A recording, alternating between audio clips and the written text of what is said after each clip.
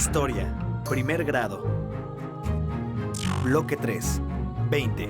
La caída de la cortina de hierro. Democratización de América Latina. 1974. El mundo celebró el hallazgo de los restos óseos de un Australopithecus afarensis, una hembra que vino a esclarecer la relación entre los primates y los humanos. Su nombre, Lucy. México lamentaba la pérdida de Rosario Castellanos, escritora, poeta, ensayista, promotora cultural y defensora de los derechos de las mujeres. Su obra cuestionó los roles y la desigualdad femenina. Y yo conocería a Violeta, mi mejor amiga de la universidad, quien ese año llegó a México huyendo de su país, Chile, porque en él corría peligro, era refugiada. A partir de la década de los 50, en varios países de Sudamérica, los militares tomaron el poder de forma violenta, disolvieron los congresos y suspendieron las garantías constitucionales. Además, establecieron regímenes donde ellos eran la máxima autoridad, no existían los derechos políticos y sus opositores eran perseguidos.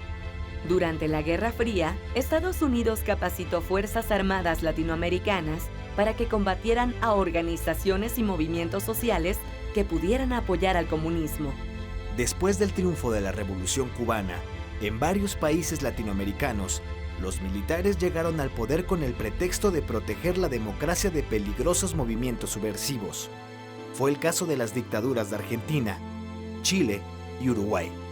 Estos gobiernos propusieron una reorganización nacional que restaurara la autoridad del Estado y reactivara la economía para poner fin al desorden social y eliminar de forma permanente futuras amenazas de los grupos de izquierda.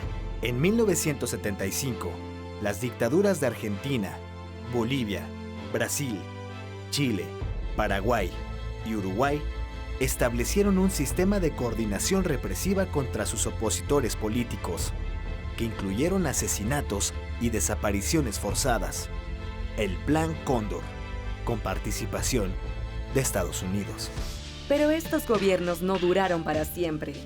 Al inicio de la década de los 80, el gobierno militar argentino enfrentó una crisis importante que acrecentó la oposición a su régimen.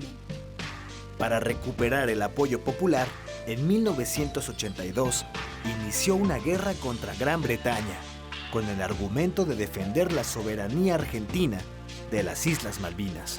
La derrota de las Fuerzas Armadas argentinas provocó que el régimen perdiera fuerza y se viera obligado a convocar a elecciones. Derrotado, el gobierno militar le cedió el paso a uno civil en 1983. En el caso de Uruguay, en 1980, el gobierno militar convocó a un plebiscito acerca de una nueva constitución para saber si los ciudadanos estaban a favor o en contra. Los votantes la rechazaron masivamente. Dentro de las mismas Fuerzas Armadas, algunos elementos que estaban a favor de negociar una retirada del poder consiguieron imponerse poco a poco. Hubo encuentros entre jefes militares y representantes de los partidos políticos que culminaron en el Pacto del Club Naval en 1984, con el que los militares uruguayos obtuvieron la autonomía de las Fuerzas Armadas y se acordó el retorno a un gobierno civil. Se realizaron elecciones presidenciales y legislativas, con lo que se puso fin al régimen militar y se estableció el sistema democrático representativo en 1985.